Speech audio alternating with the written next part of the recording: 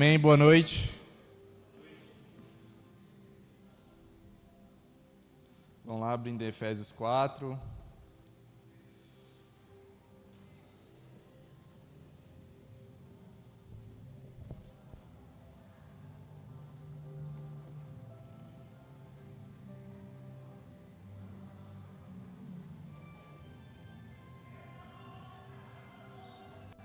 A gente está fazendo uma pregação expositiva de Efésios, como o Fernando disse.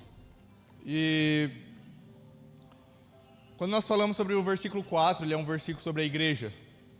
É engraçado, porque muitas vezes nós tratamos a igreja como se fosse uma criação da cabeça de algum homem. Como se um homem inventou a igreja, como se saiu e idealizou da cabeça de alguém. Mas, na verdade, quem inventou a igreja foi Jesus. O Deus renascido em carne. Foi ele, foi o projeto dele. Paulo fala, quando ele fala sobre a igreja, ele fala que era um mistério escondido em Deus, nas regiões celestiais, para confirmar a multiforme sabedoria de Deus.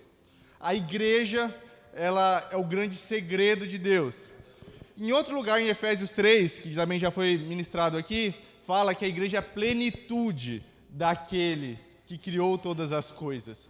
Então, imagina, vamos lá para pensar, a igreja é o quê? Era o segredo que estava guardado em Deus, para a revelação das regiões celestiais, para todos os seres, para todo mundo, e para revelar a multiforme sabedoria de Deus, mas também a igreja, ela é refletida como a plenitude daquele que criou todas as coisas.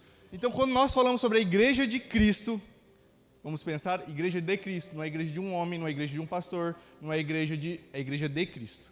A igreja pertence a Cristo, ok?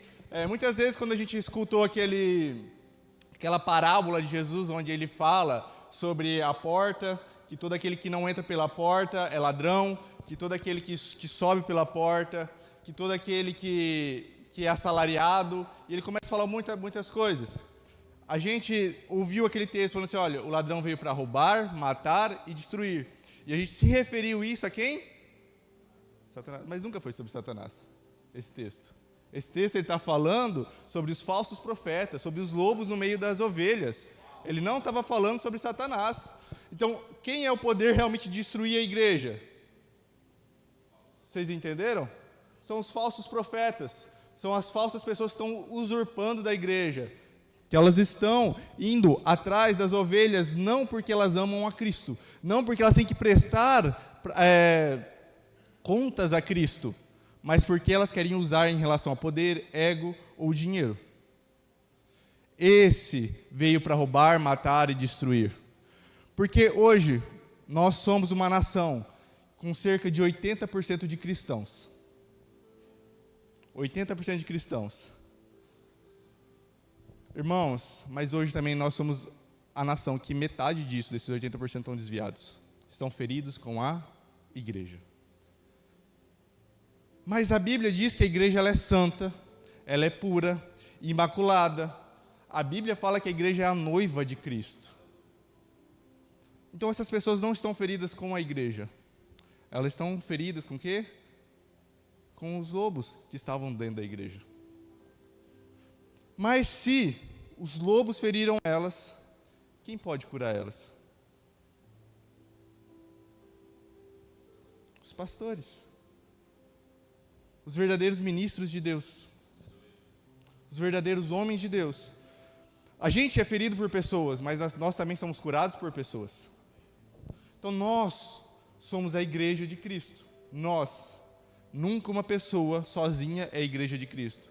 Nós, unidos, somos a igreja de Cristo. Nós refletimos o corpo de Cristo. A Bíblia também retrata a igreja como o corpo de Cristo, onde Ele é o cabeça. Então, ela vem refletir totalmente quem Cristo é. O que nós precisamos, e realmente nós vemos isso, nós precisamos de uma nova reforma. Nós necessitamos de uma nova reforma da igreja. Porque a igreja, ela muitas vezes se desviou do seu papel. Irmãos, vamos pensar, quando Cristo cria a igreja, Ele separa quê? 11 homens. Eram 12, um traiu. Ficou 11 homens que pregou o evangelho por todo mundo. Naquela época, quem governava o mundo, o maior império, era o Império Romano. Irmãos, esses homens sem pegar nenhuma arma. Eles conquistaram o Império Romano. Eles transformaram uma nação. A gente acha que às vezes o mundo aqui, ele é muito terrível, é muito pecado, e realmente é. Mas naquela época era muito pior. Você tem noção, o pai, quando tinha um filho, ele tinha até os 6 meses de idade para decidir se ele ia ficar com aquele bebê ou não. Se o bebê fosse muito magrinho, era normal, cultural. Lança lá na floresta, deixa lá. E os cristãos iam lá e adotavam esses filhos e cuidavam deles. Jesus diz que pelo amor que nós demonstramos uns pelos outros, é que as pessoas iam conhecer a Ele. O que nós fazemos aqui como igreja? E aí que Efésios vem realmente mostrar o que é a igreja de Cristo, o potencial dela. Irmãos, quando eu estou aqui e eu quero trabalhar, porque eu quero ver a plenitude da igreja de Cristo. E eu faço parte disso, eu quero fazer parte disso. Eu não quero chegar perante o meu Senhor Jesus e falar assim, olha, eu abandonei a sua noiva. Eu não fiz parte dela, eu não chorei por ela, eu não lutei para que ela pudesse ver a plenitude.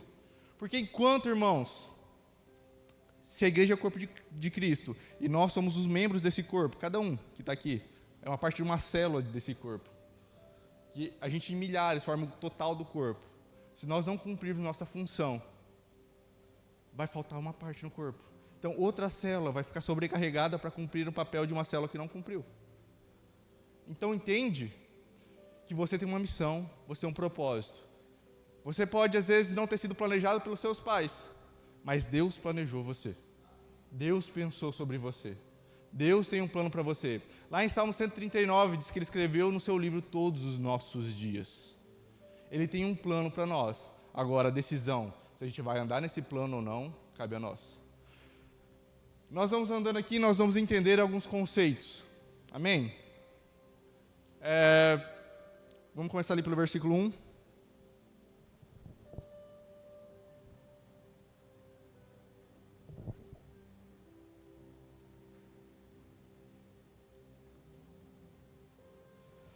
Como prisioneiro do Senhor, rogo-lhes que vivam de maneira digna da vocação que receberam. Então, primeira coisa que nós temos que lembrar aqui, você tem uma vocação. E você recebeu. Recebeu de quem? Do Senhor, Jesus. Então você tem uma vocação, você tem um chamado, você nasceu para algo, você existe para algo. Paulo está falando aqui que realmente você tem um objetivo aqui nessa terra. Você não nasceu para ser feliz só na sua vida, você não nasceu só para viver seus dias bem, para comer bem. Vai muito além disso. Eu não estou falando que você não tem que ter isso, mas que vai muito além disso. Você tem uma vocação, você tem um chamado, você tem um objetivo, você tem um propósito. Eu sei que essa palavra propósito, ela ficou hoje muito... cada um fala, não, você tem um propósito, ficou algo tão pequeno, algo tão assim que você está cansado de ouvir coaching falando sobre isso.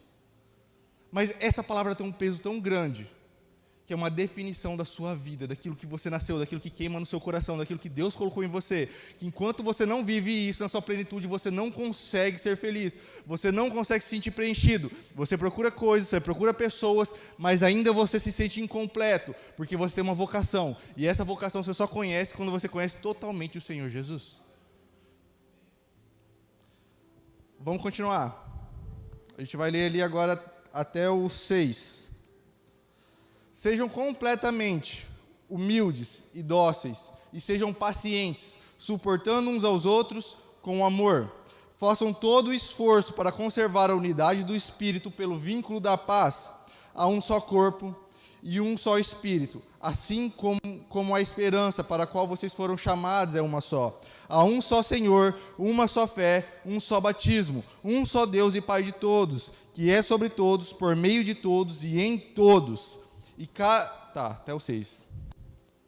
Então vamos lá? Primeiro no 2, volta ali para o 2. Ele fala bem assim, olha, sejam completamente humildes e dóceis, sejam pacientes, suportando uns aos outros com amor. Aí no 3 ele fala assim, olha, façam todo o esforço para conservar a unidade do Espírito pelo vínculo da paz. Vamos lá? A sua vocação não está ligada com você, mas está ligada com aquilo que você tem, que você vai servir ao próximo. A sua vocação está ligada com aquilo que você vai entregar para o outro. Uma das coisas que Jesus fez antes de morrer ele pega a sua capa, amarra na cintura, ele vai sobre cada discípulo e lava os seus pés. E ele fala assim, olha, vocês me chamam de mestre, de Senhor, e justamente estão certos, porque eu sou. Mas assim como eu servi vocês, eu lavei o pé de vocês, assim repitam. Se o mestre e o Senhor de vocês fez isso, quanto mais vocês. A vocação que você tem é para servir aos outros. A vocação que você tem, ela vai queimar no coração de como você vai servir outra pessoa. Ela não está ligada com com o seu bem-estar, mas está ligado com o bem-estar do próximo. Jesus, ele viveu para o quê? Eu quero fazer a vontade do meu Pai. Em um texto, ele chega em Samaria. Samaria, para quem não sabe, era um lugar onde era o antigo Israel, que ele foi dominado pelo Império Assírio. Ele foi retirado de lá uma parte das pessoas mais nobres, e ele foi levado a um outro povo, e houve uma mistura de raça. Então o judeu olhava para os samaritanos e falava assim, vocês não são judeus, porque houve uma mistura de raça aí. E vocês adoram outros deuses, vocês adoram... Não, quem é verdade judeu somos nós. Hebreus somos nós. Mas os gentios olhavam e falavam assim, não, vocês não são gentios, vocês não são romanos. Vocês são o quê? Judeus. Então, o judeu era alguém que realmente não tinha uma identidade definida. Então, existia uma guerra, um preconceito muito grande em relação aos judeus e aos samaritanos. E Jesus está em Samaria, ele chega lá e diz que tem uma mulher num poço. E essa mulher no poço está lá pegando água. E aí Jesus começa a ministrar sobre a vida dela. A mulher fica tão chocada com aquilo que Jesus ministra na vida dela. Depois vocês procuram lá. E ela decide, ela fala assim, nossa, eu encontrei, acho que o Cristo. E ela sai contando para todo o povoado que ela tinha conhecido o Cristo. De tão chocada, que Jesus não fez nenhum milagre, ele só falou com ela, ele só conversou com ela. E ele revelou coisas íntimas e profundas da vida dela. Mas aí Jesus está voltando, os discípulos tinham que comprar comida. Eles chegam com a comida e vê que ele conversando com uma mulher. Assim, era muito assim, não era algo comum, um homem conversando com uma mulher. Mas eles não falam nada. Quem que vai confrontar Jesus? Eles não falam nada. Quando Jesus volta, eles oferecem a comida para Jesus. Jesus fala assim, olha, eu tenho uma fome e uma sede que vocês não entendem. E aí eles pensaram assim, ele recusou comida, será que ele está cheio? Será que era comida para ele? Mas ele fala que está com uma fome e uma sede. E ele falou assim, olha, eu tenho uma fome e uma sede de fazer a vontade do meu Pai. Eu tenho uma fome e uma sede para cumprir aquilo que o Pai me designou. E essa fome, essa sede estava ligado com servir pessoas. Ele tinha acabado de servir aquela mulher. Aquela mulher, hoje, poderia ser rejeitada por muitos. A Bíblia fala que nessa conversa entre Jesus e essa mulher, ela já estava no 5º relacionamento. E esse relacionamento que ela estava agora não era o marido dela. Ela tinha casado já 4 vezes, já estava no 5º relacionamento. E aí Jesus vem curar essa ferida dela. Jesus vem ali confrontar ela. Jesus está ali, olhando para algo íntimo naquela vida daquela mulher, uma ferida e uma carência, onde nada naquela vida daquela mulher estava dando certo. E ele vem curar e restaurar a identidade dela, ele vem restaurar quem ela era, ele vem realmente voltar os olhos para ela. E essa era a vontade do Pai. Irmãos, nós estamos aqui, e nós vivemos como igreja para refletir a Cristo. E se Cristo se compadecia pelas pessoas, a nossa vocação, ela vai estar ligada com pessoas. A nossa vocação vai estar ligada como que você vai fazer o bem para a sociedade. E quando você faz o bem para a sociedade, automaticamente você reflete a Cristo. Automaticamente você começa a mostrar quem você serve, quem é o seu Deus.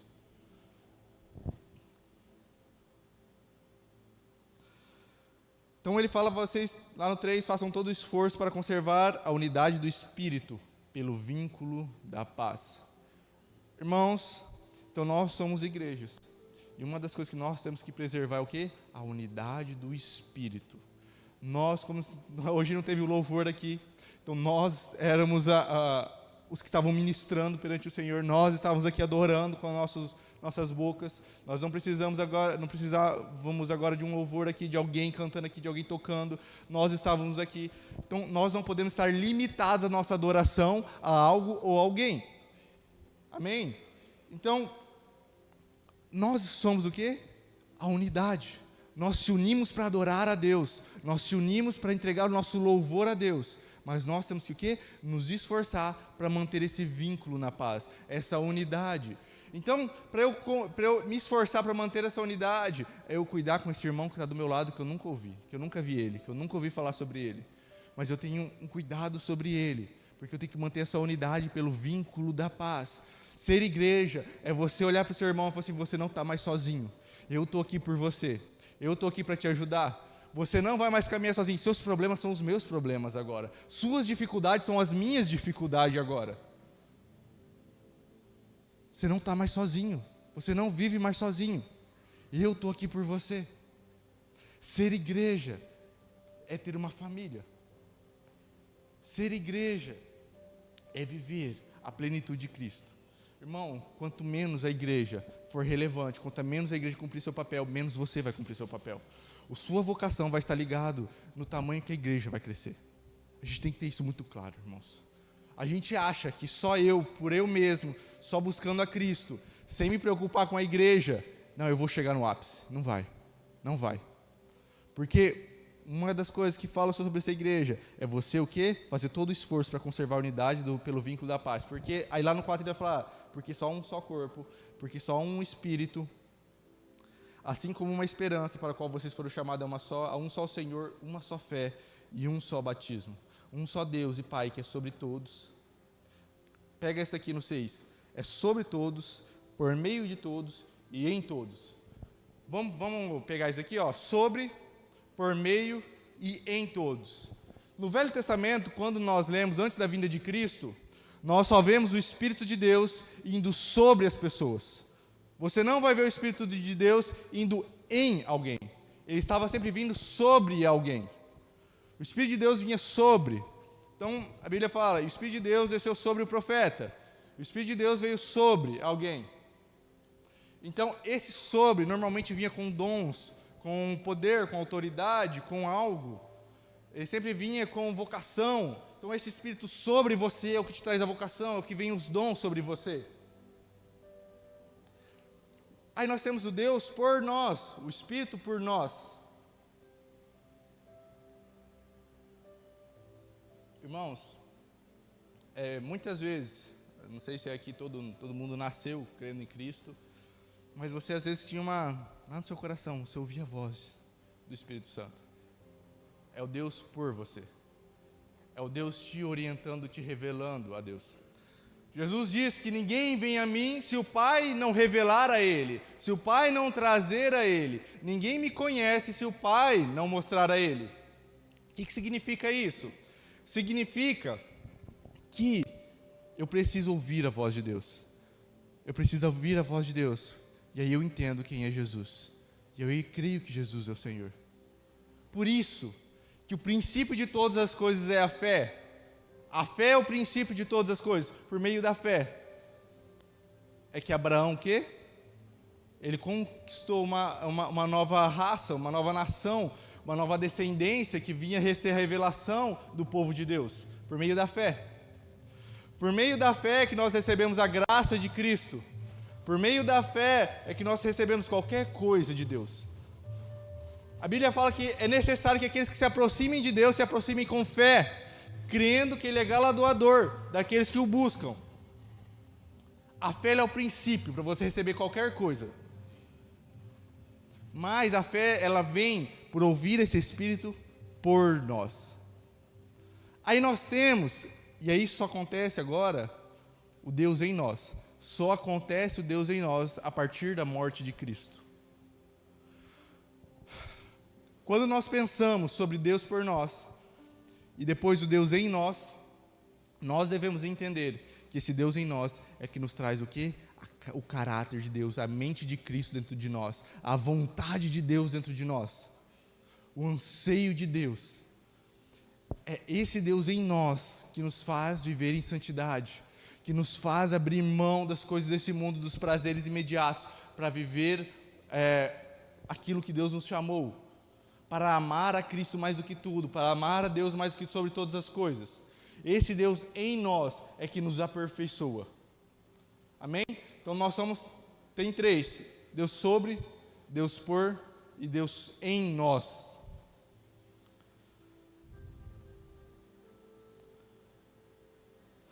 A partir do 7 ali,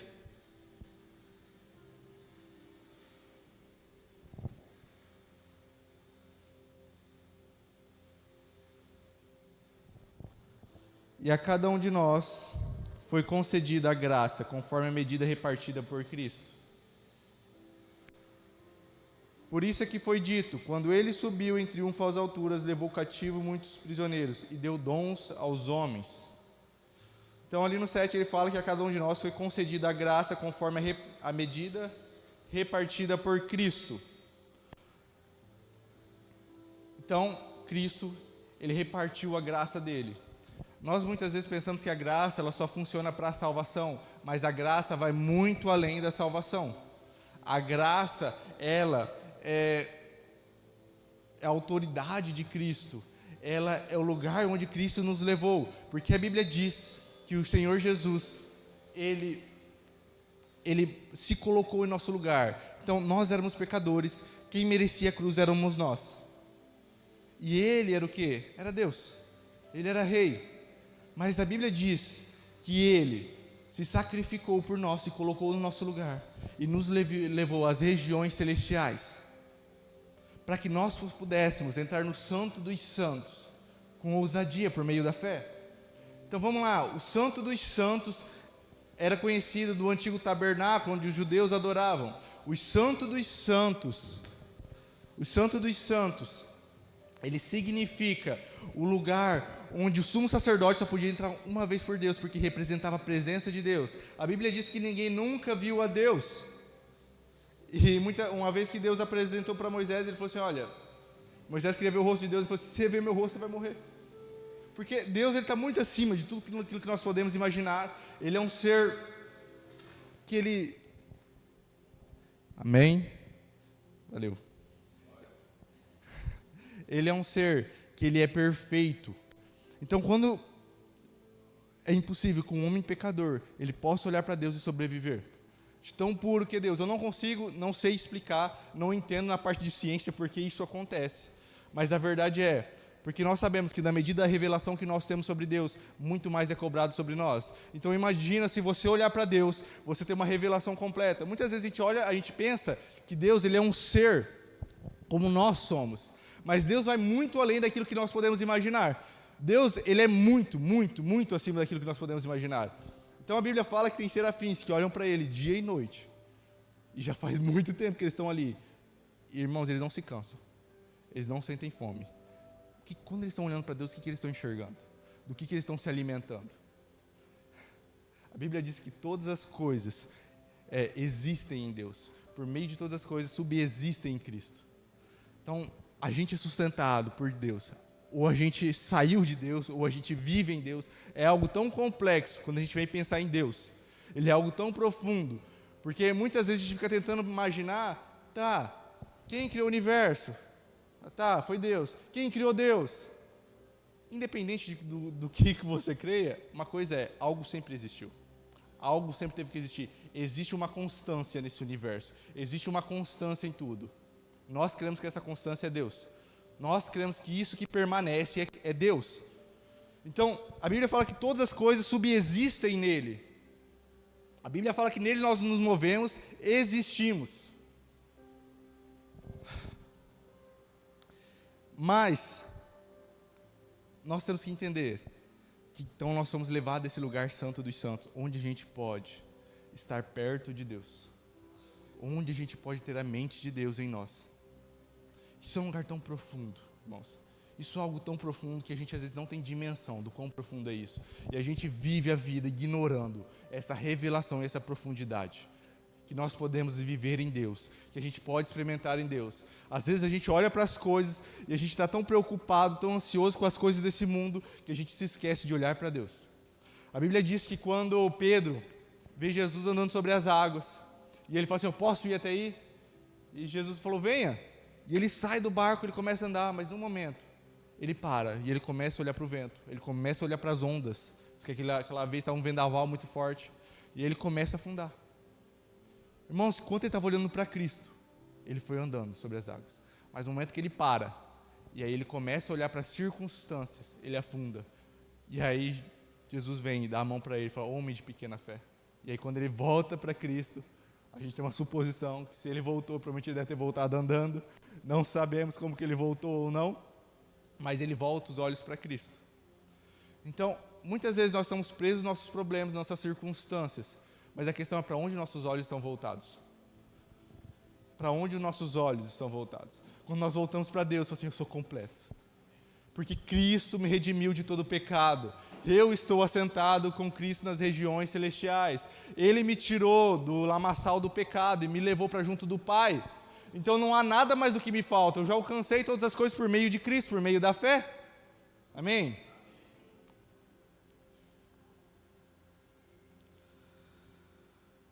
Então essa graça que vocês receberam, ela é algo tão profundo que levou vocês a estarem perto do Pai. E agora, vocês podem crer naquilo que Jesus disse. Não há nada impossível para aqueles que creem. Não há nada impossível para aqueles que creem. A sua limitação é o tamanho da sua fé. Quem colocou limite em você foi você mesmo. Eu não olho para a Bíblia e olho Deus te limitando a nada. Em relação àquilo que você pode viver em Deus. Tudo é possível ao que crê. Não é eu que estou falando. Eu acho às vezes isso até grande demais. Eu luto até com essa palavra, assim, tudo é possível ao que crê. Tudo é possível ao que crê. Amém? Grava essa palavra no seu coração. Quando você tem uma promessa de Deus e você começa a achar impossível, lembra dessa frase. Tudo é possível ao que crê. Tudo é possível ao que crê. Vamos continuar? Ali no 9. O que significa ele subiu, senão também descera das profundidades da terra? 10. Aquele que desceu é o mesmo que subiu acima de todos os céus, a fim de encher todas as coisas. Ele designou alguns para apóstolos, outros para profetas, outros para evangelistas e outros para pastores e mestres. Aqui nós começamos a falar dos 5 ministérios dentro da igreja. Então, a gente está acostumado, irmãos, não sei, dependendo da denominação que você veio, dependendo do lugar onde você veio.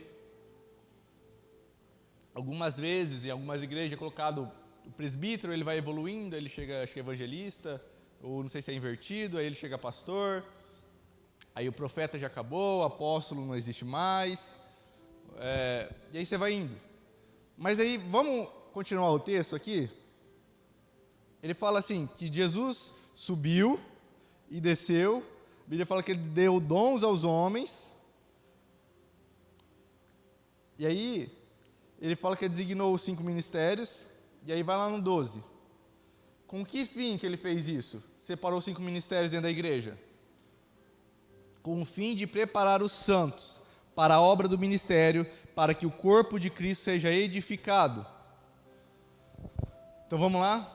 Os 5 ministérios: profeta, mestre, pastor, evangelista e mestre, apóstolo. Ele serve com o fim de o quê? Preparar vocês, os santos. A Bíblia chama nós de santos. Se a Bíblia chama vocês de santo, então vivam como santos. Se você ficar olhando para você como um pecador, você tem que pecar, porque pecador peca. Agora, se você se olhar como santo, as coisas antigas já passaram, eis que tudo se fez novo, me aproprio da santidade em Cristo Jesus. Então eu tenho que fazer o quê? Viver em santidade, porque eu sou santo. Eu vivo aquilo que eu sou. Se você crê que você é um pecador, você tem que pecar, porque você crê nisso. Você anda na medida da sua fé. Se você crê que você é um santo, você tem que viver na santidade. Então, com o fim de preparar os santos para a obra do ministério, para que o corpo de Cristo seja edificado. Então vamos lá, os 5 ministérios aqui dentro da igreja. Ele vai funcionar com o fim de te preparar para a obra do ministério. Mas o que é essa obra do ministério? O seu trabalho. É o seu ministério. A gente até está lendo esse livro no Clube do Livro e ele vem falar realmente desmistificar o trabalho.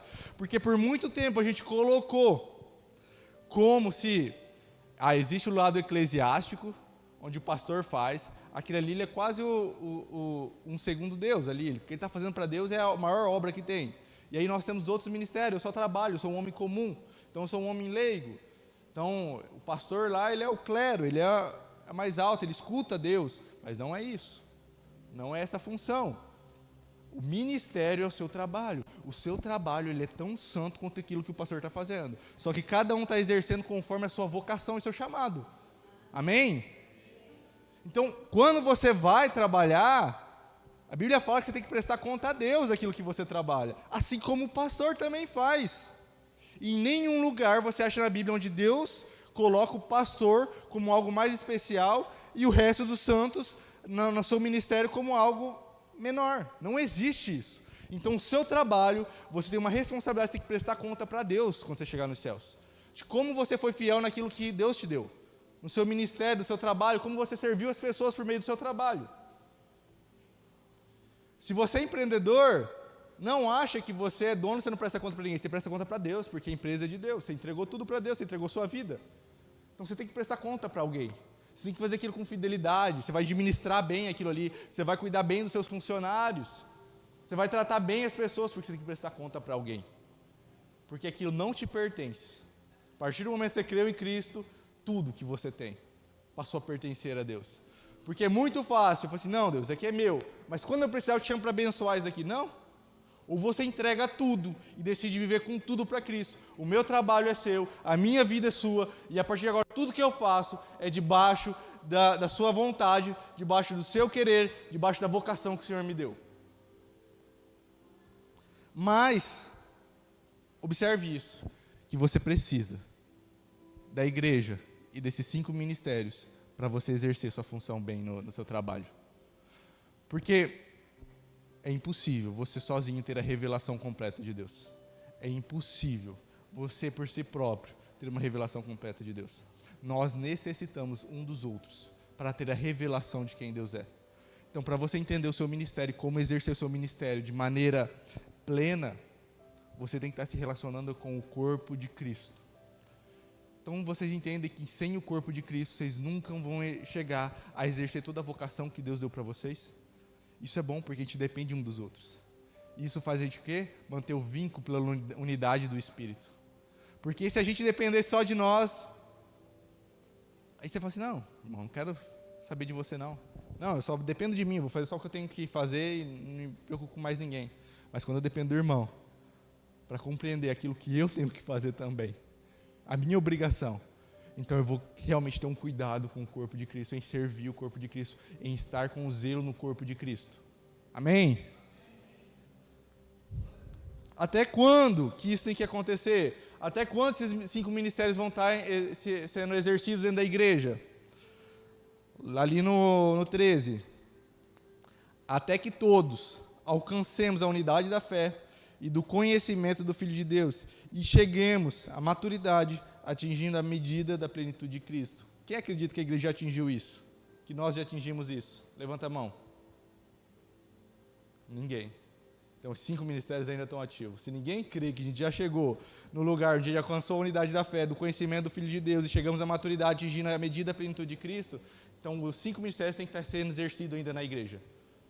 Pastor, mestre, apóstolo, profeta, evangelista, todos esses 5 ministérios têm que estar sendo exercidos na igreja. Até quando? Até que nós podamos chegar à medida do quê? Da fé, da unidade de Cristo, do conhecimento do Filho de Deus. Amém? 14. Com que propósito? Qual que é o propósito disso tudo?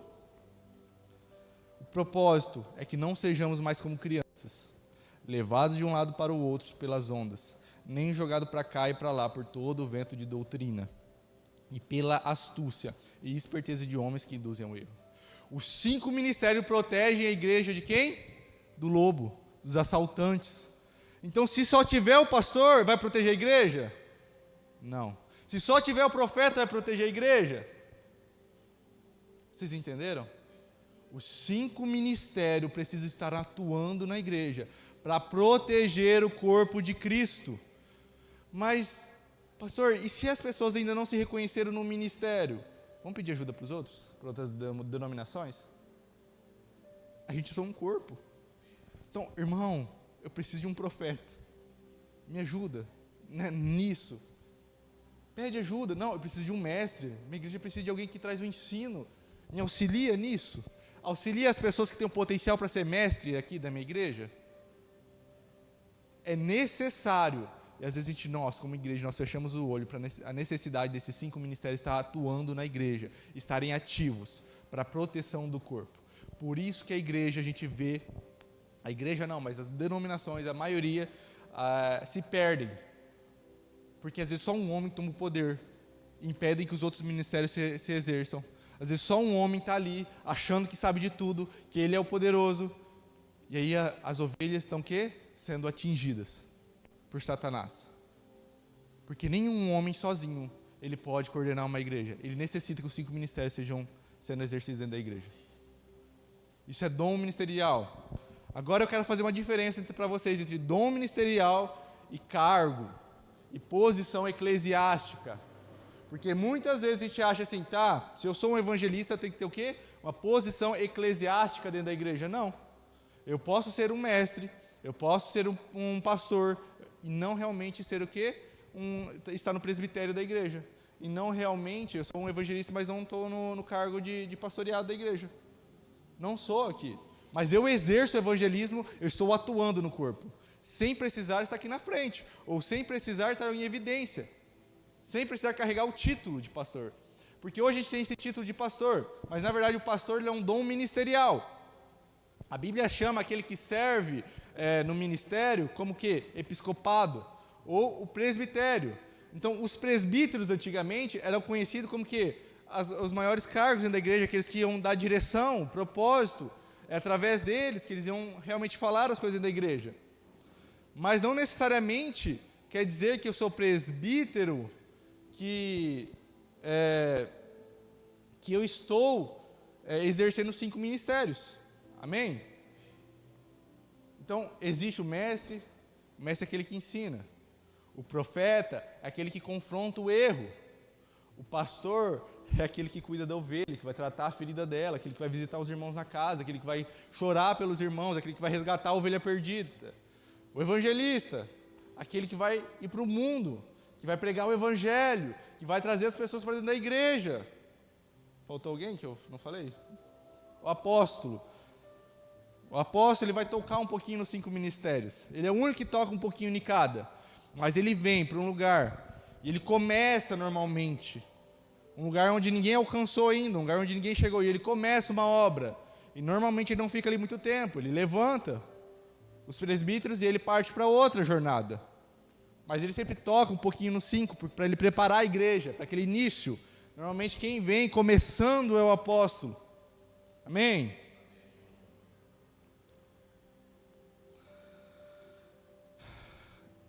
E aí, no 15, ele vem mostrar que não adianta esses 5 ministérios sem você cumprir isso. Antes, seguindo a verdade em amor, cresçamos em tudo, naquele que é o cabeça em Cristo. 5 ministérios é tudo? Completa tudo? Não, se não tiver Cristo. Os 5 ministérios só funcionam enquanto Cristo for cabeça da igreja. Enquanto a igreja estiver voltada para Cristo. Nós temos uma igreja lá, acho que é a igreja acho que é a igreja de Efésio, né? Que abandonou o primeiro amor. Olha para mim lá, fazendo favor. Então, a Bíblia fala, lá em Apocalipse, que tem uma igreja, e você olha para aquela igreja é perfeita. Ela fala assim, olha, vocês olharam para os nicolaítas eram homens maus, vocês confrontaram eles, vocês confrontaram os falsos pastores, os falsos mestres. Você começa a olhar para aquela igreja e fala assim, nossa, eu queria congregar nessa igreja. De Efésios? Até a igreja de Efésios, aquilo que estava errando. Qual que é é Apocalipse o quê? Vamos ler? Vamos lá em Apocalipse 2, versículo 1.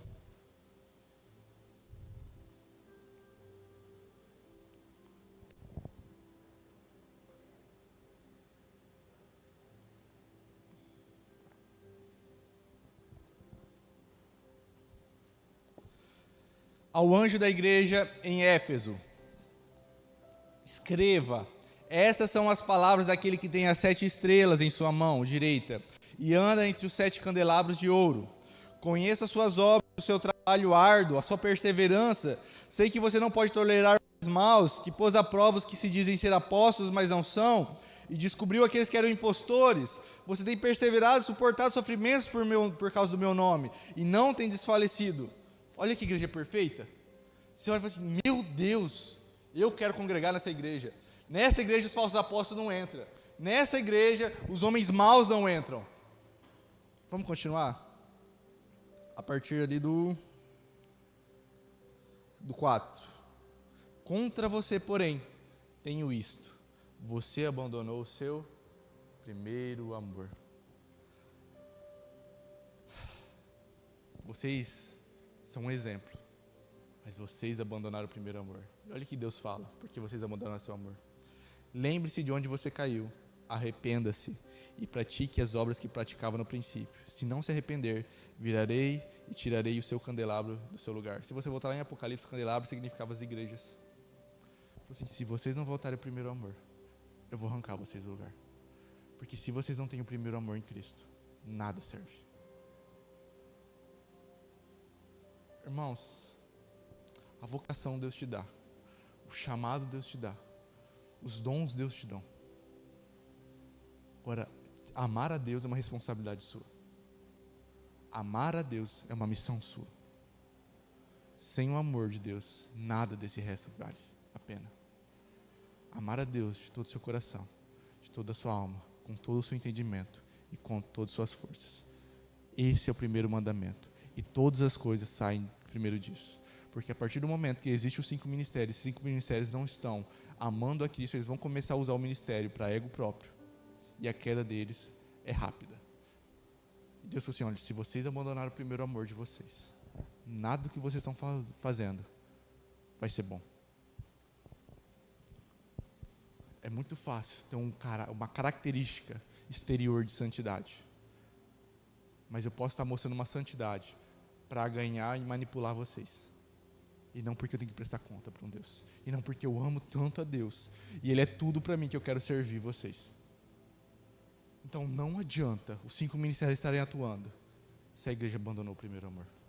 Se a igreja não está queimando por Jesus. Se ela não chora por amor a Deus. A Bíblia diz que Jesus diz lá assim, aquele que odeia a sua vida no mundo, esse vai ganhar os céus. Quando você fala assim, esse mundo está tudo errado, o que eu quero é você, o que eu quero é os céus, você é tudo para mim. É assim que Jesus viveu. Se nós temos que repetir a Jesus, se nós somos o corpo de Cristo, é assim que nós temos que viver, olhando para Deus. Mas a gente está tão preocupado com tantas coisas na nossa vida, a gente está tão preocupado com as coisas pequenas, nós abandonamos o primeiro amor. E não ache que se a igreja, que é o corpo de Cristo, ela pode cair, Deus vai tirar do nosso lugar, se a gente abandonar o primeiro amor, a gente vai permanecer no lugar. A gente vai cair do lugar. O amor a Cristo, o amor a Deus, ele é o princípio de todas as coisas. Ele é a base. Através do amor de Deus, você alcança tudo na sua vida. Quando você ama a Deus de todo o seu coração, de toda a sua alma, de todo o seu entendimento, com todas as suas forças. Não é um amor incompleto. Não é um amor simples. Não é algo simples. É algo que move dentro de você.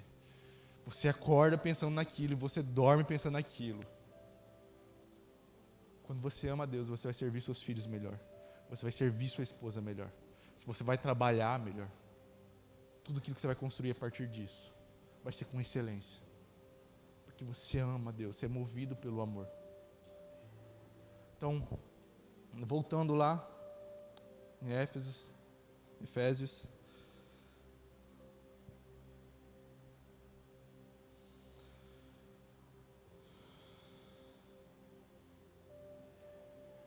Então lá no 15 ele fala, antes seguindo a verdade em amor, cresçamos em tudo naquele que é o cabeça, em Cristo.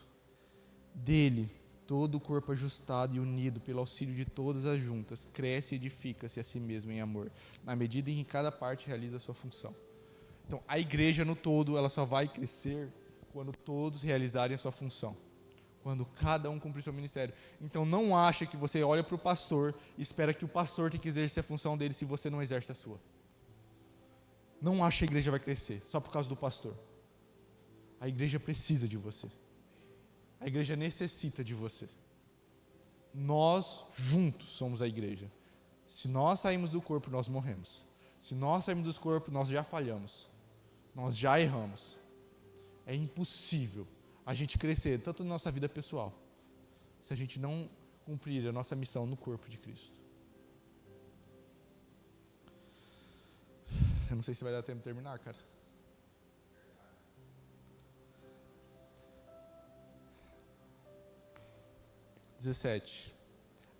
Assim eu lhes digo, e no Senhor insisto, que não vivam mais como os gentios, que vivem na futilidade dos seus pensamentos.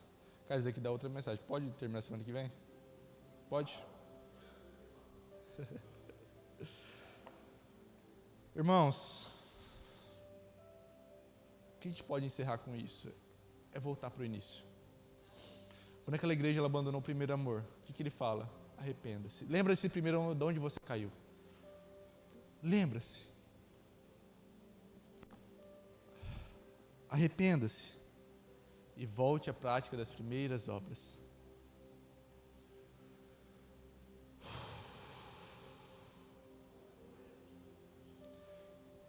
O que tem roubado o seu coração? Feche seus olhos. Eu quero que você comece a pensar aqui, o que tem roubado o seu coração? Em que lugar você perdeu Cristo no meio do caminho? Em que momento Jesus deixou ser tudo que você precisa? É por isso que nós estamos aqui. É por isso que nós vivemos. É por isso que eu estou pregando. Pelo amor de Cristo. Pelo amor a Deus.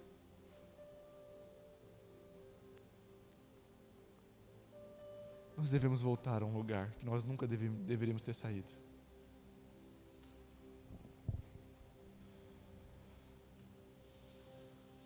Pai, nós pedimos agora, Jesus. Comece a falar aos nossos corações, Pai. Comece a falar no mais íntimo, Pai, dos nossos corações.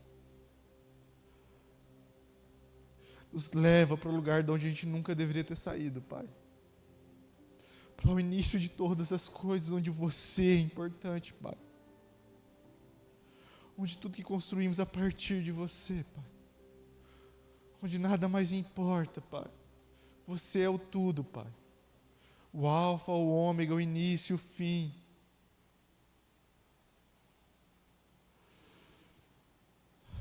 Nós queremos voltar a te amar, Jesus. Nós queremos voltar, Jesus. Nós nos arrependemos hoje, Pai. Nós estamos, Senhor Jesus, aqui como igreja, Pai, pedindo perdão, Pai, por não ter te amado, Pai. Por ter sido indiferente, Senhor Jesus Cristo.